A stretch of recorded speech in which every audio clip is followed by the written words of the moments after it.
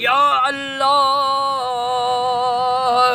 या अल्लाह जल्ल जलालहू ओ मुझा करीम रब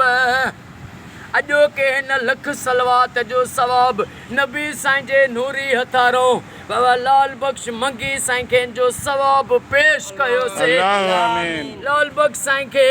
जन्नतुल फिरदौस में आका करीम जो पाड़ो हसन अमीर हुसैन जी कचहरी नसीब फरमा ओ मौला साईं जे वारसन खे बाबा हाजी साईं जॉन मोहम्मद साईं खे वहीद अली साईं खे साईं जे सभिनी वारसन खे सब्र ऐं जमील अता फरमा ओ मौला इमाम हुसैन जी नंढड़ी न्याणी अम्मा मासूम बीबी सकीना सलामुल्लाह अलैहा जो वास्तो थिए मरहम साईं बाबा लाल बख्श मंगी साईं जे कब्र खे क़यामत ताईं जन्नत जो बाग बना ओ मौला साईं जॉन मोहम्मद साईं खे सेहत ॾे वहीद साईं खे नवीद साईं खे सेहत ॾे साईं जे सोटनि खे अमड़ियुनि न्याणियुनि खे सेहत ऐं वॾी हयाती अता फरमा ओ मौला हिन मंगी घराणे खे क़यामत ताईं पंहिंजे हिफ़्ज़ व अमान पनाह पनाह अता फरमा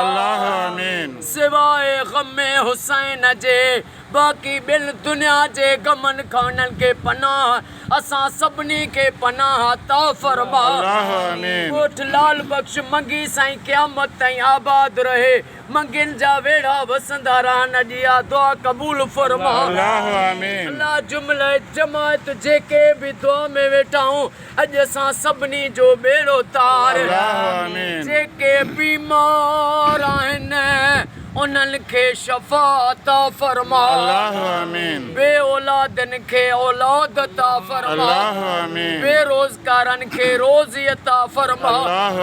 सुन्नी शिया हर मोमिन खे पंहिंजे घर में लख सलवात पढ़ाइण नसीब फरमा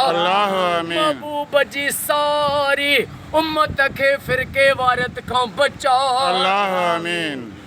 इन्नल्लाह व मलाइकतहू युसल्लूना अलल नबी हक नबी या रसूलल्लाह या अय्युहल्लज़ीना आमनू सल्लु अलैहि व सल्लिमू तस्लीमा अल्लाहुम्मा सल्लि अला मुहम्मद व आले मुहम्मद ला इलाहा इल्लल्लाह मुहम्मदुर रसूलुल्लाह नारे हैदरी लब्बैक या अली।